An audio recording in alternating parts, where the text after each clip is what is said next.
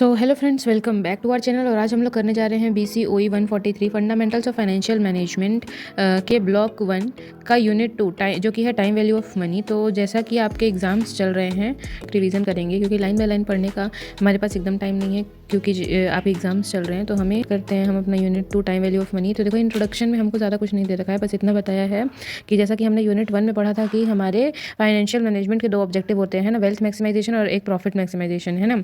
तो जो हमारा वेल्थ मैक्सिमाइजेशन था वो टाइम वैल्यू ऑफ मनी को कंसीडर करता था, है ना, और profit maximisation time value of money को इग्नोर कर रहा था।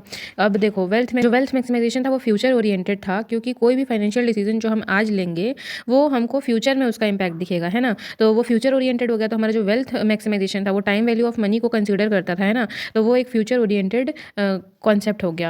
हाँ, तो यहाँ एक एग्जांपल दे रखा है कि जैसे मान लो कि कंपनी चाह रही है कि वो एक फिक्स एसेट में पैसा लगाए, अपना फिक्स एसेट परचेज करे। तो इसके लिए उसे कुछ पैसा क्या मतलब जो उस फिक्स्ड एसेट की कॉस्ट है वो वेंडर को पे करना पड़ेगा, ठीक है। और उस जो एसेट्स हमने फिक्स्ड एसेट्स परचेज किया है उसका जो बेनिफिट है वो हमें इन फ्यूचर, नियर फ्यूचर, मतलब कुछ सालों में मिलेगा रिटर्न ना। हम उस एसेट को यूज़ करेंगे या जो भी करेंगे तो उससे हमें जो भी रिटर्न मिलेगा वो फ्यूचर में मिलेगा, ठीक।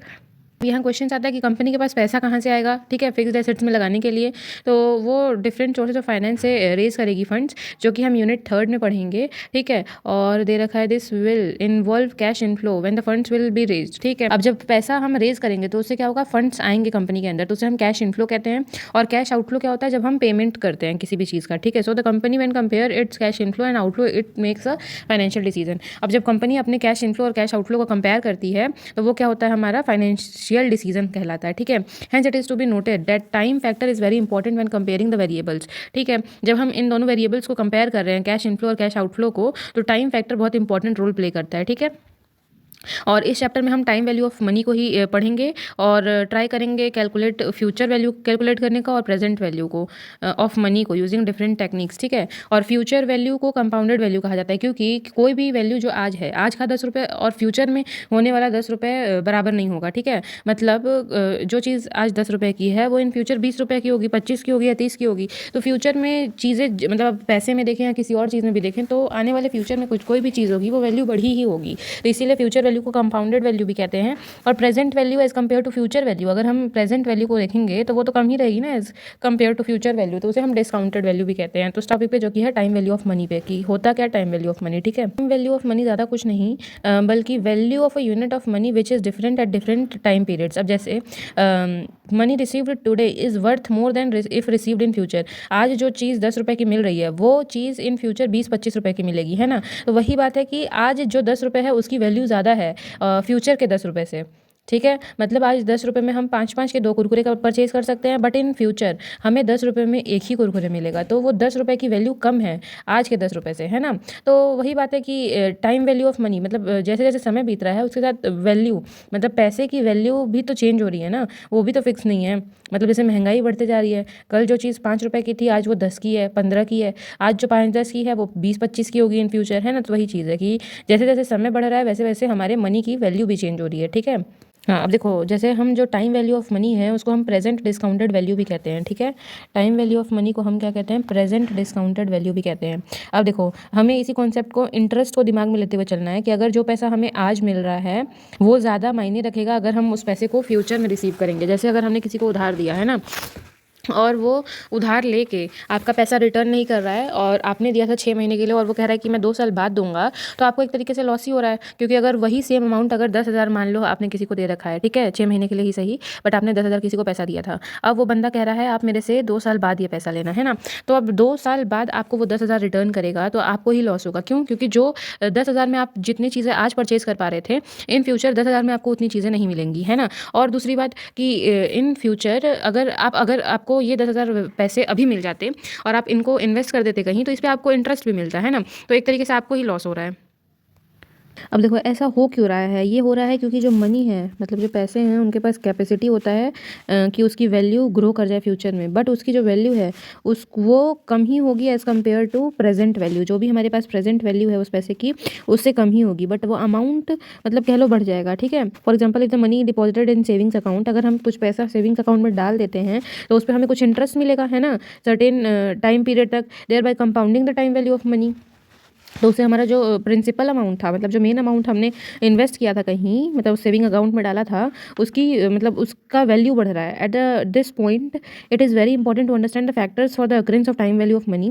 मतलब टाइम वैल्यू ऑफ मनी होता क्यों है ये भी समझना बहुत इंपॉर्टेंट होता है। तो ये हम आने वाले सेक्शंस में पढ़ेंगे, इसमें डिस्कस करेंगे। ठीक है, तो अब चलते हैं हम अपने अगले टॉपिक पे, factors for occurrence of the time value of money. देखो, अब टाइम वैल्यू ऑफ मनी होता क्यों है, आता क्यों है, ये सब बताया गया है। तो 3 चीज़ों की वजह से, इन्फ्लेशन, रिस्क और डिले इन अपॉर्चुनिटी कॉस्ट। ठीक है, तो इन्फ्लेशन, महंगाई। ठीक है, due to inflation things have to be expensive. Inflation की वजह से क्या होता है, चीज़ें महंगी होती हैं। ठीक है, what does it mean, this means that due to inflation purchasing power of money वो गिर रही है, हैज़ रिड्यूस्ड। ठीक है, सही बात है। मतलब इन्फ्लेशन, महंगाई आने से क्या हुआ है, purchasing power of money, money की जो परचेजिंग पावर थी वो घट गई है ना। फॉर एग्जाम्पल, अगर हमारे पास 100 रुपये है तो बाय पेट्रोल 10 ईयर्स बैक, अगर हमारे पास 100 रुपये थे और हमें 10 साल पहले पेट्रोल लेना था उससे, तो हमें ज़्यादा क्वांटिटी पेट्रोल मिलता ना आज के कंपैरिजन में।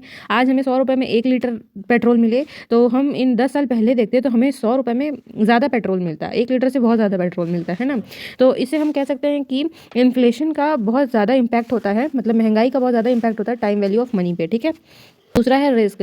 Risk is the measure of uncertainty, मतलब अनसर्टेनिटी के मेजर को हम रिस्क कहते हैं। ठीक है, when we think of procuring money in future then we actually are forgoing an opportunity and increasing the risk associated with it. ठीक है, the concept of risk and return we will discuss in unit 4। Risk and return के topic को हम unit 4 में discuss करेंगे। In simplest term, not taking money today means of not getting back the money. वो क्या कह रहा है कि अगर हम मतलब पैसा आज नहीं ले रहे हैं किसी से वापस, है ना, किसी को हमने दे रखा है, तो उसका मतलब है कि हमने उस पैसे को लेंड कर रखा है कहीं। और इसमें डिफ़ॉल्ट रिस्क का भी मतलब प्रॉब्लम, या फिर कह लो डिफ़ॉल्ट रिस्क में भी एसोसिएटेड विथ दिस। मतलब वो पैसा हमें मिलेगा, इसका कोई श्योरिटी नहीं है, नहीं भी मिल सकता है, या फिर हमें पार्शियल अमाउंट मिले, मतलब कुछ पैसा मिले वापस, है ना। तो वही बात है कि रिस्क जो है वो one of the major factor है टाइम वैल्यू ऑफ मनी के अकरेंस का। ठीक है, delay in opportunity cost. Time value of money focuses on procuring funds in present whereas opportunity cost is forgoing one option for another. ठीक है, time value of money क्या कह रहा है कि हम फंड्स को प्रोक्योर कर रहे हैं आज, मतलब फंड्स अरेंज कर रहे हैं आज प्रेजेंट टाइम में, है ना। बट अपॉर्चुनिटी कॉस्ट क्या कहता है, हम एक ऑप्शन के लिए दूसरे ऑप्शन को फॉर गोन कर रहे हैं, मतलब एक ऑप्शन के लिए हम दूसरे ऑप्शन को छोड़ रहे हैं। Due to time value of money opportunity cost is delayed. ठीक है, ये था हमारा 3 reasons, factors for the occurrence of time value of money, inflation, risk and delay in opportunity cost. अब आते हैं हम अपने अगले टॉपिक पे, जो कि है इंटरेस्ट। ठीक है, अब देखो इंटरेस्ट होता क्या है। Interest refers to the amount which accrues. Interest is the amount which accrues, मतलब add on to the money और बोरोड और lent at present for a specific period of time. अगर हमने किसी को उधार दिया है या किसी से उधार लिया है, तो इंटरेस्ट वो अमाउंट होता है जो ऐड ऑन होता है उस पैसे में। मतलब जैसे अगर हमने किसी से 10,000 उधार लिया है, तो अब इन फ्यूचर हम उसे 10,000 नहीं देंगे, 10,500 दे सकते हैं, 10,400 दे सकते हैं, डिपेंड करता है रेट ऑफ इंटरेस्ट पे, मतलब किस हिसाब से इंटरेस्ट बढ़ रहा है ना। अगर हमने किसी को 10,000 दे रखा है, तो फिर उस पर कितना इंटरेस्ट लग रहा है, वो ऐड करके हमें उतना पैसा वापस मिलेगा, है ना। The time period may vary as per the requirement. Time period जैसा ज़रूरत है उसके हिसाब से डिपेंड करता है। Time period may range from 1 week, 1 month to 1 year and so on. ठीक है, time value of money to interest. ठीक है, टाइम वैल्यू ऑफ मनी जो है वो एक्चुअली क्रिएट कैसे हुआ है, ड्यू टू इंटरेस्ट। ठीक है, now the question arises as to what is an interest rate. Interest rate क्या होता है। Rate of interest are usually expressed in terms of percentage.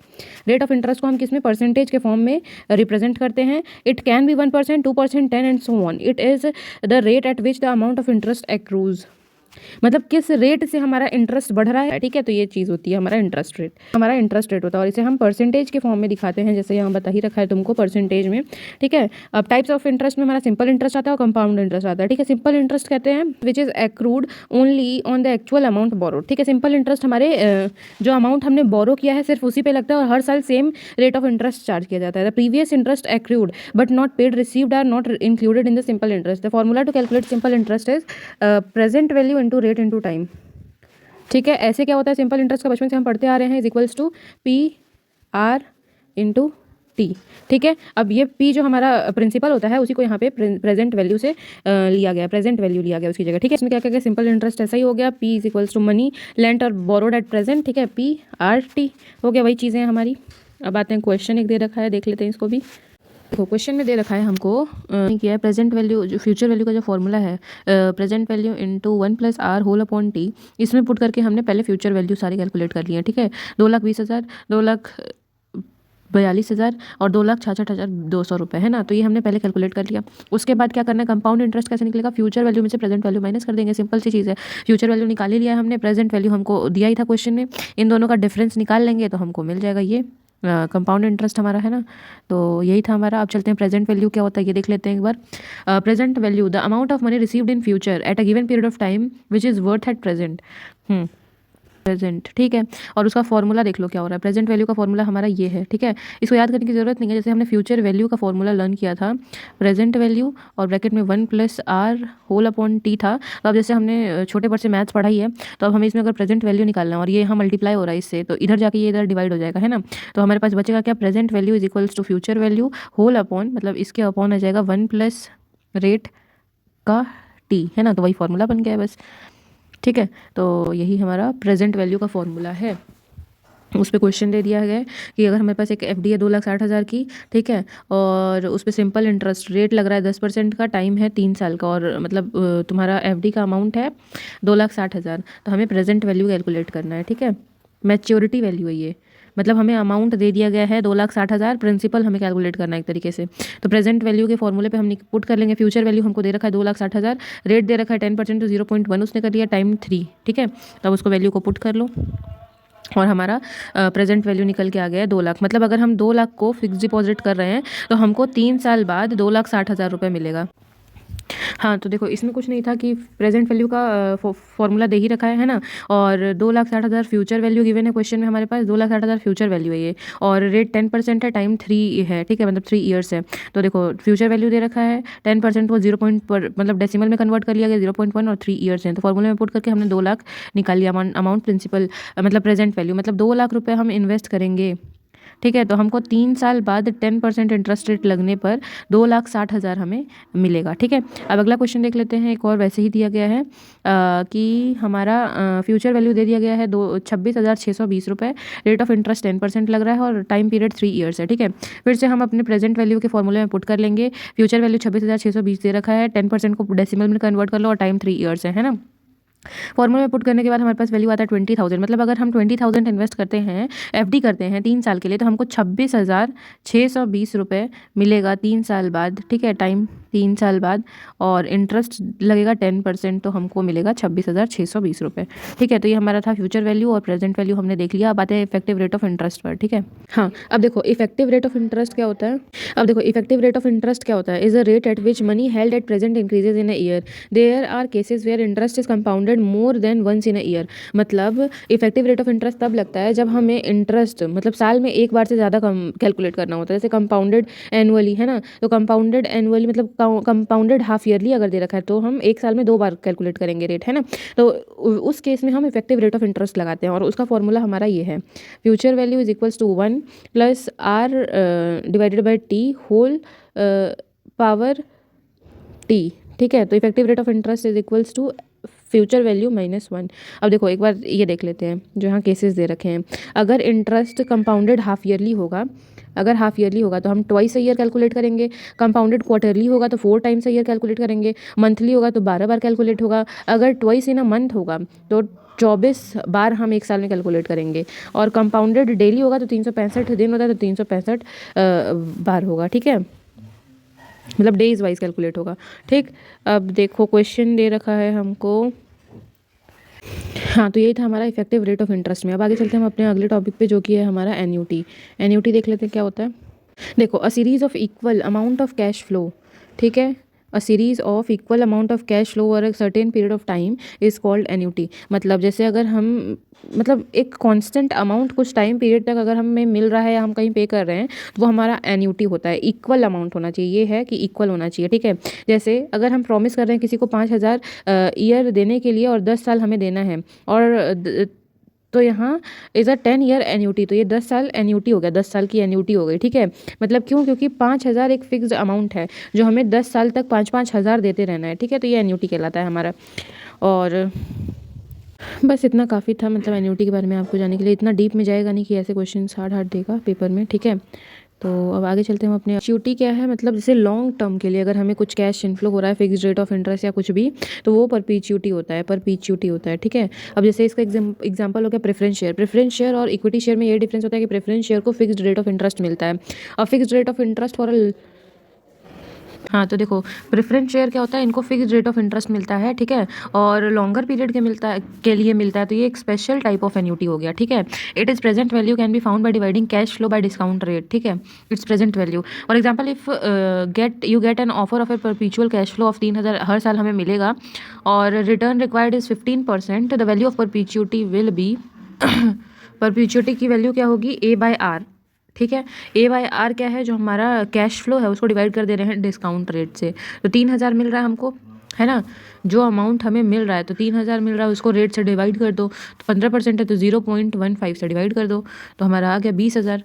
तो it means 20,000 is invested at 15% rate of interest, it will give a yearly income of 3,000 yearly, मतलब every year. मतलब जैसे परपीच्युटी, इसमें हमने वो निकाल लिया कि हमने 20,000 इन्वेस्ट करना है, तो हमें 15% के हिसाब से 3,000 रुपये पर मंथ मिला करेगा, है ना। तो यही था हमारा परपीच्युटी। अब आते हैं हम अपने अगले टॉपिक पे, जो कि है हमारा सिंकिंग फंड, है ना। अब देखो सिंकिंग फंड क्या होता है, is a fund which is created to accumulate a specific amount for future in the form of regular periodic payments for a cause. अब सिंकिंग फंड वही है कि जो पैसा हम कुछ अमाउंट निकाल के रखेंगे ये इन फ्यूचर होने वाली अनसर्टेनिटीज़ के लिए, ठीक है, ताकि इन फ्यूचर अगर कुछ हुआ भी तो हम उसको इन यूज़ ले पाएँ, ठीक है। और हाँ, तो यही था हमारा सिंकिंग फंड, और इसी टॉपिक के साथ ख़त्म होता है हमारा unit 2 time value of money यहीं पे, ठीक है।